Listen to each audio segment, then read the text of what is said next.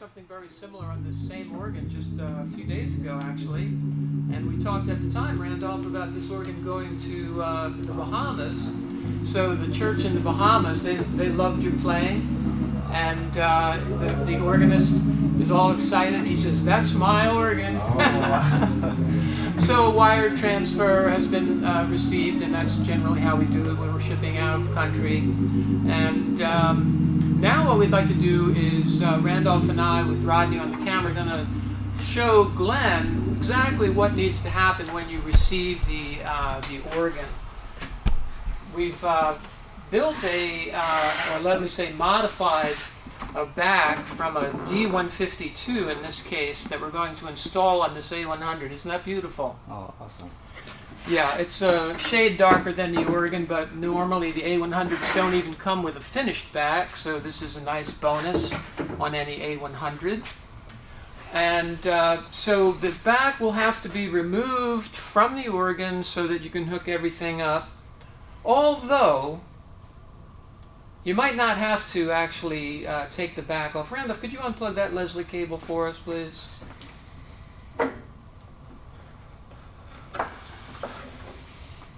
Actually, what can happen here is, if they're careful, you want to just... first of all, they have to line the pins up correctly, but we've designed that little mouse hole, so to speak, so that you can actually plug the cable in without taking the back off. Right. Yeah, so maybe what we'll do is we'll just explain what it's supposed to look like once you get to the back here. And then on the other side is the AC plug.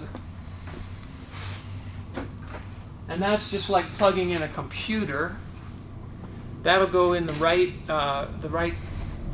opening, and the Leslie cable will go in the middle opening. So it may be possible to not even have to take the back off of this organ.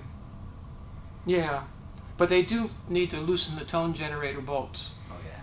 So why don't we suggest that you do take the back off, and you can see what's going on the inside. Connect this, connect the AC plug, loosen the tone generator bolts, and then they'll be good to go. Mm-hmm. Then I always like to tell people that there's only one way to connect these two. And people have heard me say this. Why don't you tell folks how this is supposed to happen? Well, there's two dots. If you on the female end, there's a dot right there in the center, and there's also a dot here on the male end. That's the same way you would connect it at the organ. There's a dot.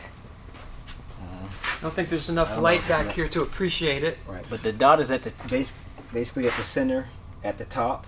So this would just, you take where the male end is, and slide it right in. That would be a lot like plugging the cable into itself, too. Exactly.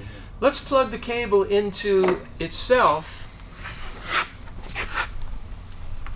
And I would recommend that Glenn do that, plug the cable into itself. Well, show him how to do that, Randolph, so that he understands how it's supposed to feel.